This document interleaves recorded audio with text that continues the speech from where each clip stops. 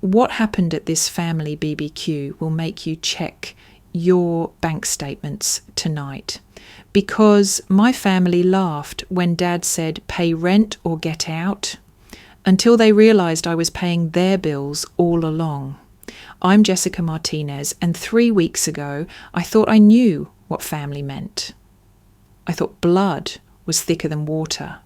That family comes first, and that helping your loved ones was just what you do. But sometimes the people who are supposed to love you most are the ones bleeding you dry, literally and financially. Picture this. It's a sunny Saturday afternoon in Phoenix, Arizona. The smell of charcoal and barbecue sauce fills the backyard. My dad, Roberto, is manning the grill, beer in one hand, spatula in the other, telling the same stories he's told 100 times before. My mom, Maria, is arranging potato salad and coleslaw on the picnic table. And my older brother Carlos is sprawled in a lawn chair, scrolling through his phone like he's doing us all a favour just by showing up. Everything seemed normal. Too normal. That should have been my first warning sign. I'm sitting on the porch steps watching this scene unfold when my dad suddenly turns to me with this big grin on his face. But there's something in his eyes, something that makes my stomach drop before he even opens his mouth. "Hey, Jessica," he calls out loud enough for the whole neighbourhood to hear. "You know what I was thinking? You're 28 years old now. Maybe it's time you started paying rent around here." Or he pauses for dramatic effect, taking a long swig of his Corona. "Maybe it's time to get your own place." The entire backyard goes silent for about 2 seconds. Then it happens, the laughter. Not just a chuckle or a polite giggle. We're talking full-blown, belly-aching laughter from everyone. My mum is wiping tears from her eyes. Carlos nearly spills his drink. Even the neighbours who overheard are smirking. But here's the thing. I'm not laughing. I'm sitting there, frozen, watching my entire family treat my living situation like it's some kind of joke. Like I'm some deadbeat millennial who's been freeloading off mum and dad all these years. If only they knew the truth. You see, what my family doesn't realise, what they've never bothered to ask about or notice, is that I haven't been living off them. I've been keeping them afloat. For 3 solid years, I've been the silent financial backbone of this household, and they have no idea. While they're all laughing at the idea of me paying rent, I'm mentally calculating the numbers that have been haunting me for months. $2,400 a month for the mortgage on this house, the house they think they own. $450 monthly for utilities, electricity, water, gas, internet, the bills that keep the lights on and the air conditioning running in the Arizona heat. $280 for car insurance, covering not just my car, but my parents' vehicles too. $800 a month for groceries and household expenses, because somehow I became the designated provider for everything from toilet paper to steaks for these weekend barbecues. Do the math. That's $3,930 every single month. $47,160 a year. Coming out of my salary as a marketing coordinator at a mid-sized tech company. And here they are, laughing at the idea of me contributing to this household. The psychological weight of that moment hits different when you realise you've been gaslit by your own family for years. According to research, 83% of Americans are experiencing what experts call stressflation, stress directly caused by economic pressure. But what they don't tell you is how much worse that stress becomes when the people causing your financial burden are the same ones mocking you for not contributing enough. This is textbook toxic family dynamics, the kind that mental health professionals see every day. The adult child who sacrifices their own financial future to support parents who then turn around and treat them like a burden. It's manipulation disguised as family love, and I'd been too blind to see it. My mum wipes her eyes and adds fuel to the fire. "Oh, honey, you know we're just teasing." But really, most girls your age are married with their own families by now. Maybe getting your own place would help you meet someone. Carlos chimes in without looking up from his phone. "Yeah, Jess, I moved out when I was 25. It's called being an adult." I want to scream. I want to stand up right there and lay out every bank statement, every receipt, every proof of payment I've made for this family over the last 3 years. But instead, I do what I always do. I swallow the hurt, force a smile, and nod along like their words don't feel like knives. "Yeah, maybe you're right," I hear myself saying, my voice sounding hollow even to me. The conversation moves on. Dad goes back to flipping burgers. Mum starts talking about Mrs. Henderson's new rose garden. Carlos returns to his phone. And I sit there, invisible again, funding their comfortable lifestyle while they joke about my lack of independence. That night, after everyone went to bed, I found myself in my childhood bedroom, the same room I'd been occupying while secretly paying for the roof over all our heads. The walls were still decorated with my high school graduation photos and college pennants, frozen in time like a shrine to the person I used to be before I became the family's silent ATM.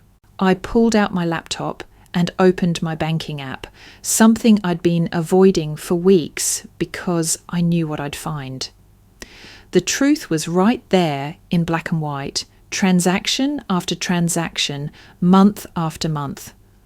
Auto pay for the mortgage, negative $2,400. Utility bills, negative $450. Insurance premiums, negative $280. Grocery shopping at Costco, Target runs, gas station visits, hundreds more. My savings account told the real story. 3 years ago, when I moved back home after college temporarily to help out, I had $12,000 saved up. Tonight, I had $837.42 to my name. Where had my financial future gone? Into maintaining the comfortable lifestyle of people who thought I was a burden. The psychology of financial abuse in families is something most people don't recognize because it doesn't look like traditional abuse. There are no bruises, no screaming matches.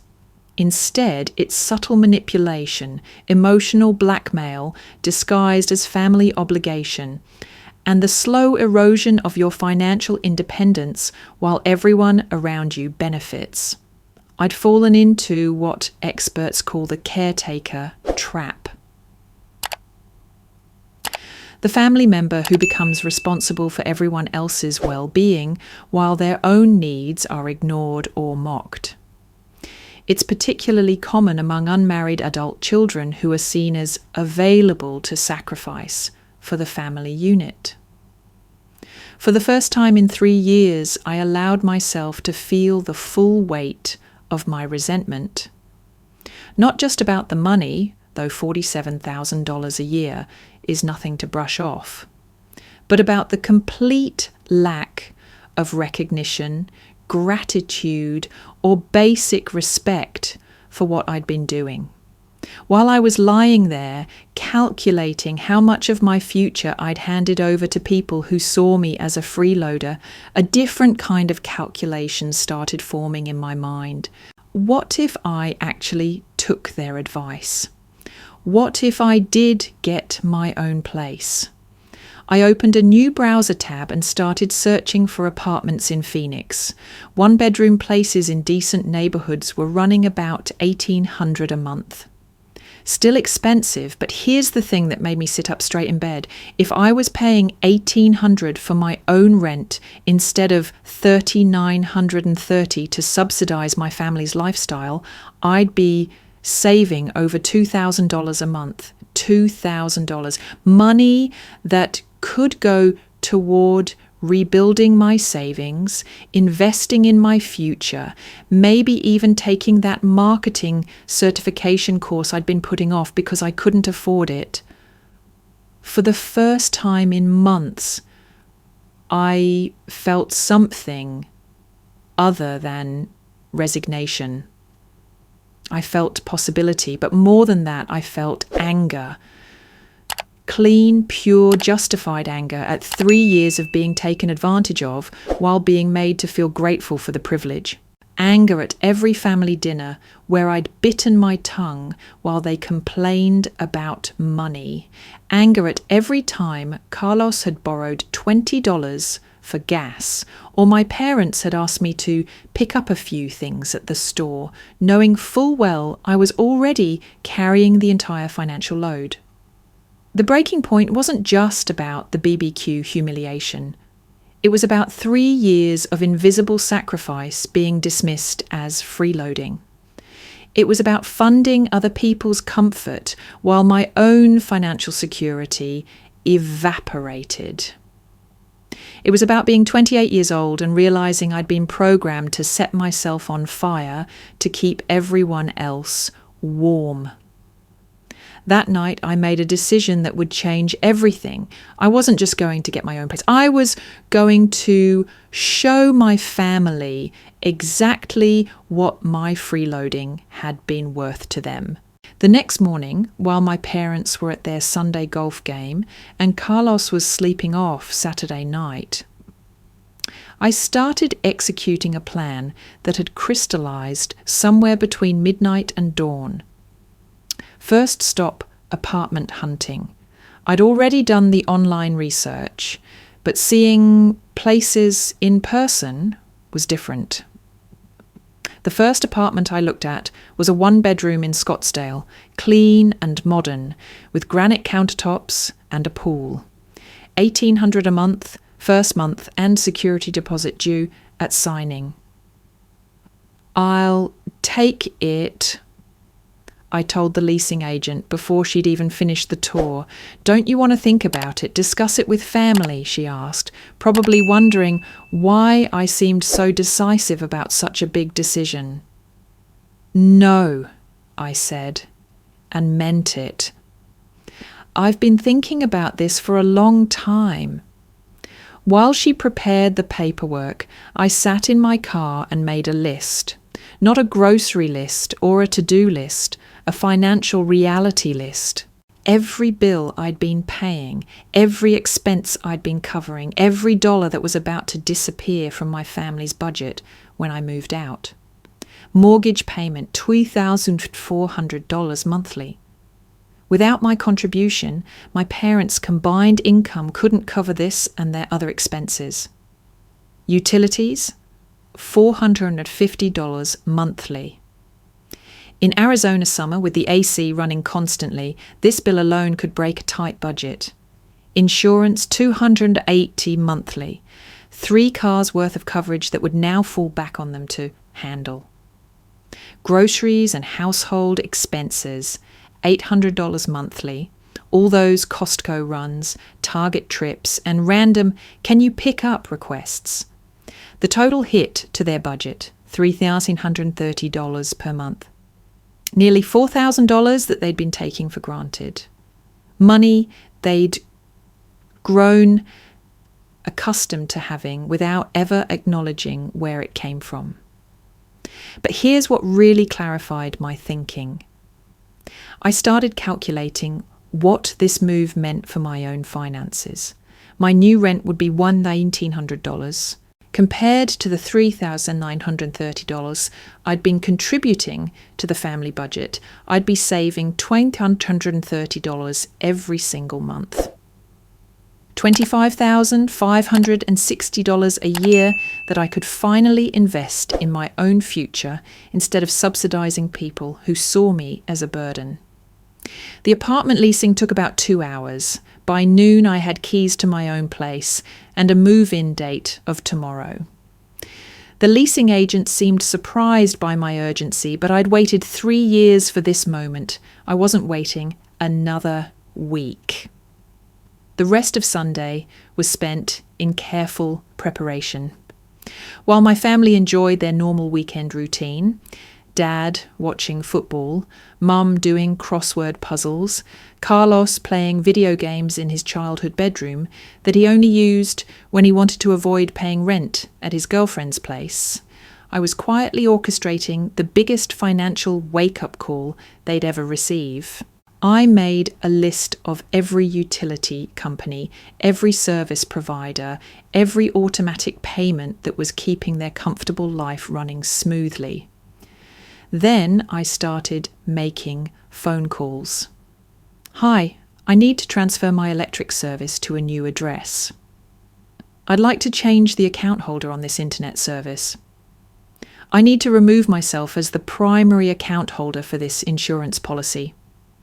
Each call was a small act of financial independence, but together they formed a strategy that would reveal 3 years of invisible contributions in the most undeniable way possible.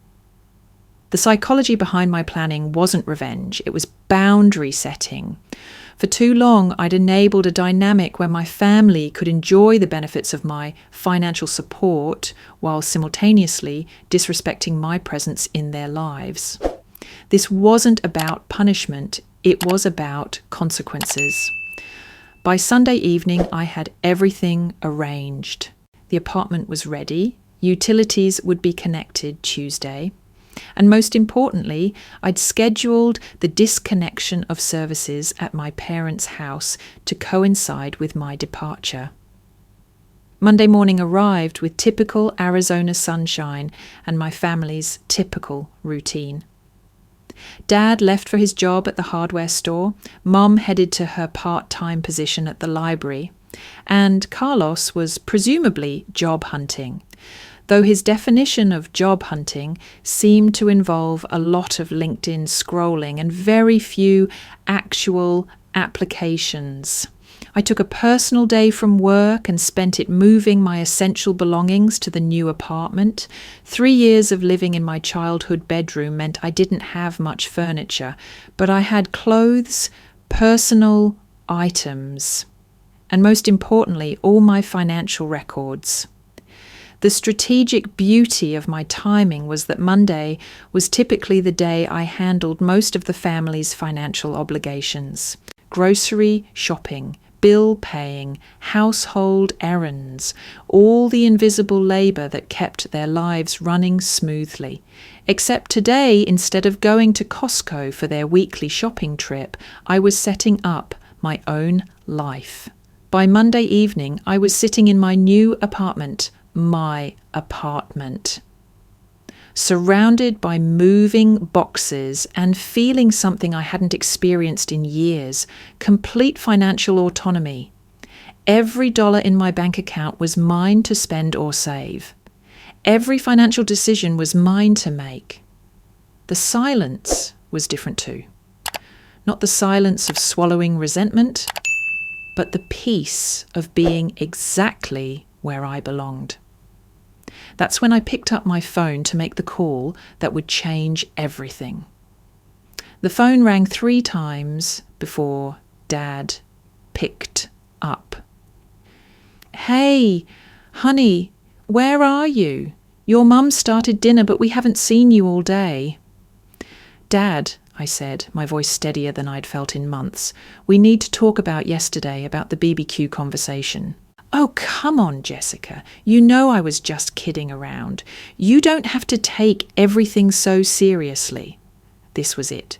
the moment I'd been building toward for the past 24 hours. "Dad, I did take your advice. I moved out today." Silence, complete, total silence on the other end of the line. "I'm in my new apartment right now, 1 bedroom, nice complex in Scottsdale, and here's the thing, I'm going to stop paying the bills." "Wait, what bills?" His voice had changed. The joking tone was gone. "The mortgage, Dad. The $2,400 a month I've been paying for 3 years. The utilities, electricity, water, gas, internet, the car insurance for all 3 vehicles, the groceries, all of it." The silence stretched so long I thought the call might have dropped. "Jessica," he started, but I could hear the realization creeping into his voice. "I'll talk to you later, Dad. I'm sure you and Mom have some budgeting to figure out." I hung up and sat in my empty apartment, listening to the echo of 3 years of financial sacrifice finally coming to light. Tomorrow, they would understand exactly what my presence in their home had been worth.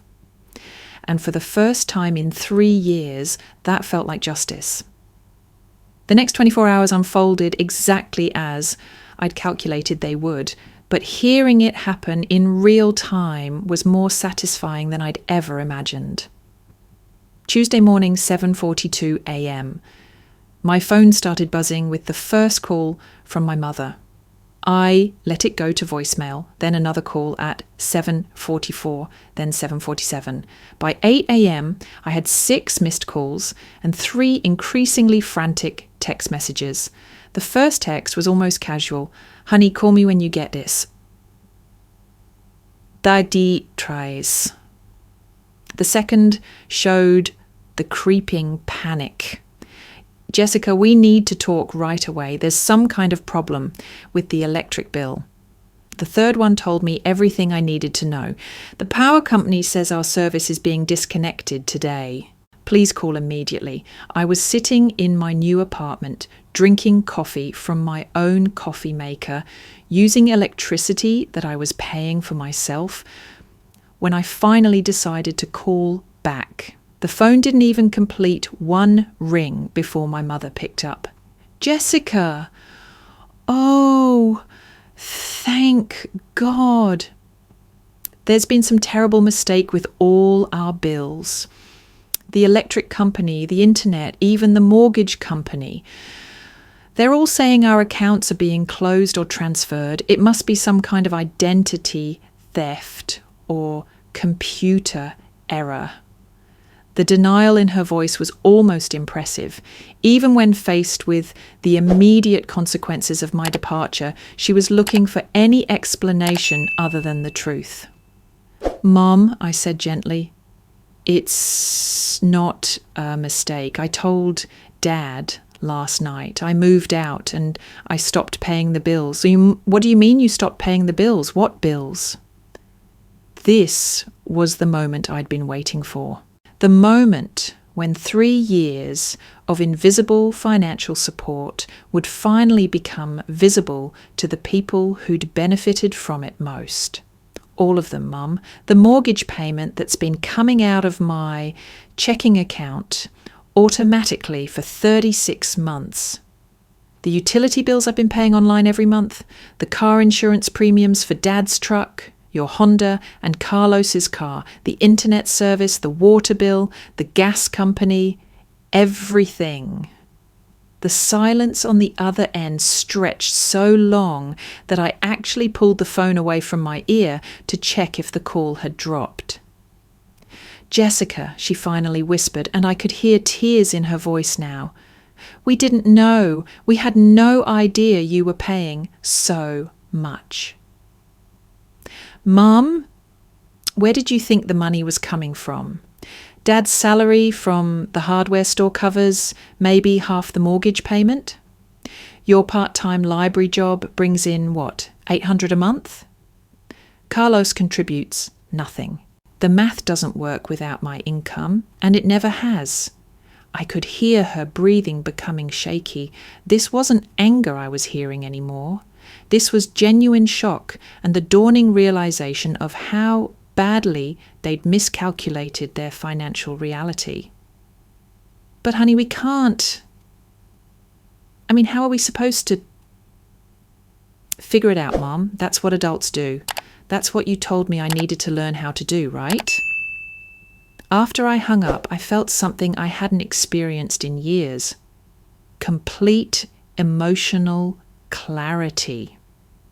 This wasn't cruelty, this was consequences. For 3 years, I'd enabled a financial dynamic that allowed my family to live beyond their means while treating me like I was the one with the problem. The calls kept coming throughout the day. Dad called during his lunch break, his voice tight with stress. Jessica, we need to sit down and talk about this like adults. You can't just abandon your family. I'm not abandoning anyone, Dad. I'm establishing boundaries. There's a difference. Carlos called around 3 p.m. and his approach was predictably different. Anger instead of panic. What the hell is wrong with you? You just decided to screw over the whole family because Dad made a joke. Carlos, when's the last time you contributed anything to this household? When's the last time you paid for groceries or utilities or helped with the mortgage? That's not the point. That's exactly the point. I've been covering expenses that should have been split among all of us. And instead of gratitude, I got mocked for not being independent enough. So now I'm being independent. But it was the call at 6:30 p.m. that really drove home the full impact of what I'd set in motion. It was my father, and his voice sounded different than I'd ever heard it before. Small, almost defeated. Jessica, I need to ask you something, and I need you to be honest with me. How long have you been paying the mortgage? 3 years, Dad, since 2 months after I moved back home. You and Mom were fighting about money every night, and I couldn't stand listening to it anymore. So I called the mortgage company and added myself to the account. I could hear him struggling to process this information. But we never asked you to do that. You didn't have to ask. The alternative was watching you lose the house. And the other bills, the utilities, the insurance. Gradually, over the first 6 months, every time there was a financial crisis, every time you and Mom stressed about an unexpected expense, I just handled it. I took care of it so you wouldn't have to worry. The silence stretched out again, but this time I could hear something that sounded like crying on the other end of the line. We messed up, didn't we? He finally said. We messed up really badly. That evening, while my parents were presumably sitting at their kitchen table, trying to figure out how to come up with nearly $4,000 in monthly expenses they'd been taking for granted, I was doing my own calculations. My first month in the new apartment was going to be expensive. Security deposit, utility connections, furniture I'd need to buy. But even with those startup costs, I was looking at the most financially secure situation I'd been in since college. My monthly rent, $1,900. My monthly savings compared to what I'd been paying for my family, $12,130. For the first time in 3 years, I was going to end the month with more money in my account than I'd started with. But the real revelation came when I started thinking about what that extra money could mean for my future. $2,000 a month was $24,000 a year.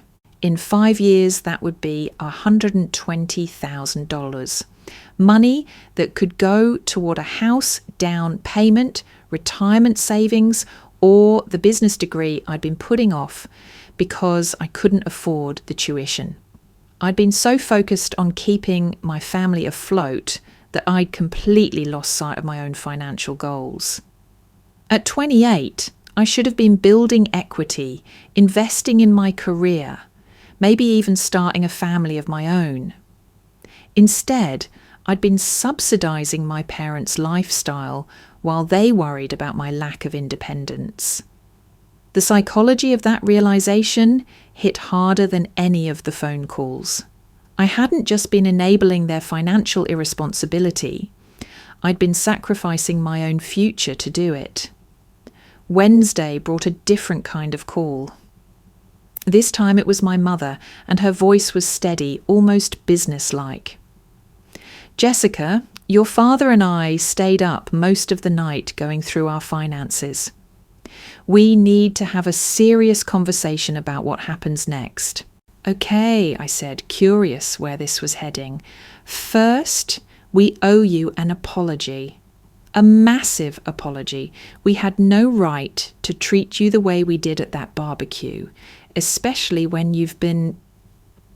She paused, and I could hear her voice starting to crack. "When you've been keeping us from losing our home for 3 years.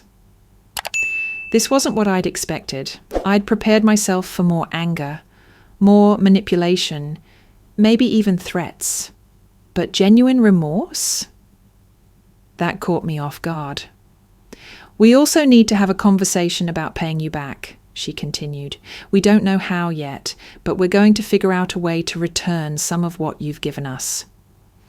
"Mum, I'm not looking for repayment. I just want respect and boundaries in some." "You deserve both, and honestly, Jessica, you deserve better parents than we've been to you." After that call, I found myself sitting in my apartment feeling something I hadn't anticipated: sadness. Not regret for what I'd done, but grief for the relationship I'd thought we had versus the relationship that actually existed. For 3 years, I'd believed I was part of a family unit working together toward common goals. The reality was that I'd been a resource being exploited while being made to feel grateful for the opportunity to be exploited. But Wednesday evening brought the call that really showed me how deep the financial crisis I'd created actually ran.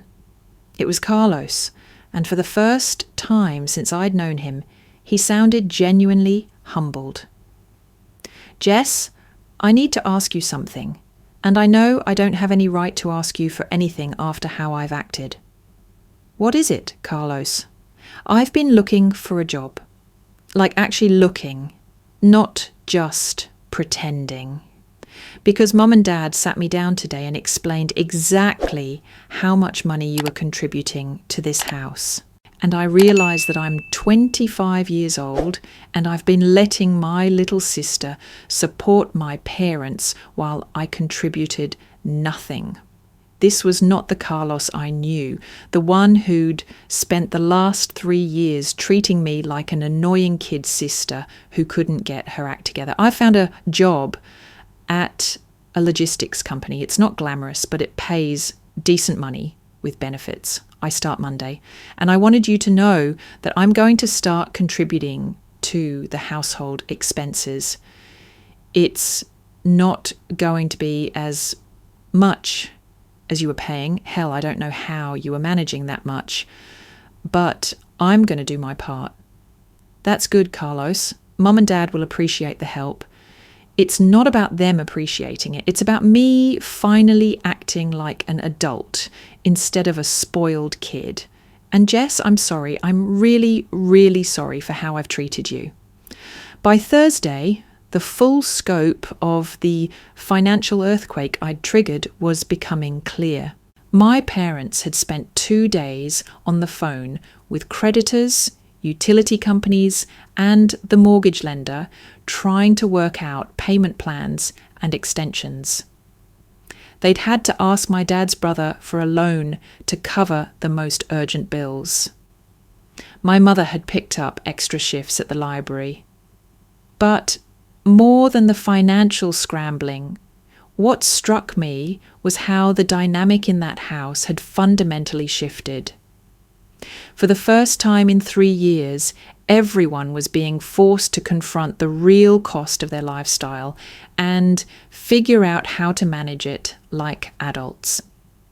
That evening, my dad called with an update that actually made me proud of him.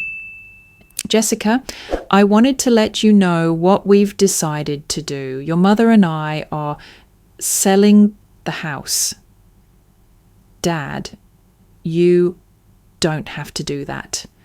Carlos said he's getting a job. No, honey, we should do it. We've been living in a house we couldn't afford, and we only managed it because we were essentially stealing from your future. That was wrong, and we're going to fix it. He explained their plan. They'd found a smaller house in a less expensive neighborhood that they could afford on their combined salaries plus Carlos's new job. The equity from selling the current house would pay off their remaining debts and give them a fresh financial start. Will you be okay? I found myself asking, and realized I genuinely cared about the answer. We'll be fine, Jessica. Better than fine, actually. We'll be living within our means for the first time in years. And that's something we should have figured out a long time ago without putting that burden on you. Friday brought the most surprising call of all. It was from my mother, but she wasn't calling to talk about bills or apologies. Jessica, I have something I want to ask you, and I want you to feel completely free to say no. What is it, Mom? Your father and I were wondering if you'd like to come to dinner Sunday. Not to talk about money or bills or any of this mess we created, just to have dinner as a family and maybe start figuring out how to have a healthier relationship. I thought about it for a moment. A week ago, the idea of family dinner would have filled me with dread. Another opportunity to be taken for granted while funding everyone else's comfort. But now, with clear boundaries established and everyone operating on a more honest foundation, it actually sounded nice. I'd like that, Mom.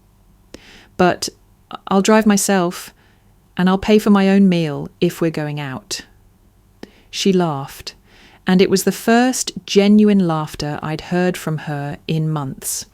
Honey, we're not going out. We can't afford to go out, but I can make meatloaf and mashed potatoes, and we can sit around our kitchen table like a real family. Sunday dinner was different than I'd expected. Not perfect. There were still moments of awkwardness, still things left unsaid. But for the first time in years, I felt like I was sitting at a table with people who saw me as a person rather than a resource. My dad had lost weight in just 1 week, probably from the stress of actually managing his own finances. But he also seemed more present, more engaged. Carlos showed up in work clothes from his new job, tired but oddly proud. So how's the new apartment? Mom asked as she passed the mashed potatoes. It's good, I said, really good. I bought a couch yesterday. First piece of furniture I've ever purchased for myself. That must feel nice, Dad said, and there was genuine warmth in his voice. That independence suits you. After dinner, as I was getting ready to leave, Carlos walked me to my car. Jess, I need to tell you something. This whole thing, you moving out, cutting off the financial support, it was the wake-up call I needed. I'd gotten so comfortable being supported by you and Mum and Dad that I'd stopped trying to build my own life. You're building it now, I pointed out. Yeah, I am. And it feels good, really good. I should have done this years ago. As I drove back to my apartment that night, I reflected on how completely my life had changed in just 1 week. 7 days ago, I'd been a 28-year-old woman living in her childhood bedroom, financially supporting people who saw her as a burden. Tonight, I was driving to my own apartment with my own furniture, living on my own terms. The financial numbers told part of the story. The $2,930 per month I was now saving, the rebuilt emergency fund, the investment account I'd been able to start. But the emotional transformation was even more significant. For the first time in my adult life, every relationship in my family was based on choice rather than financial obligation. When my parents called now, it was because they wanted to talk to me, not because they needed something from me. When Carlos and I spent time together, it was as siblings, not as provider and dependent. The boundary I'd established by walking away had paradoxically brought us closer together than we'd been in years. By refusing to continue funding dysfunction, I'd forced everyone to grow up, including myself. 2 months later, sitting in my apartment on a Saturday morning, I got a text from my mother with a photo attached. It showed her and Dad standing in front of a modest ranch house with a sold sign in the yard. "Our new place," the text read. 3 bedrooms, 2 baths, and a mortgage we can actually afford. Thank you for teaching us how to be adults. We love you. I smiled and typed back, "I love you too, Mom. Can't wait to see it." And I meant it. Because sometimes the most loving thing you can do for your family is refuse to enable their worst behaviours. Sometimes walking away is what brings you closer together. And sometimes the best gift you can give the people you love is the opportunity to learn they're stronger than they thought they were. My savings account now had more money in it than it had since college. My credit score was improving month by month. I'd enrolled in that marketing certification program I'd been putting off. For the first time in my adult life, my financial decisions were based on my own goals rather than other people's crises. But more importantly, I'd learned something that no amount of money could buy. My worth wasn't determined by what I could provide for others. I was valuable as a person, not as a provider. And any relationship that required me to sacrifice my financial future to maintain wasn't a relationship worth having.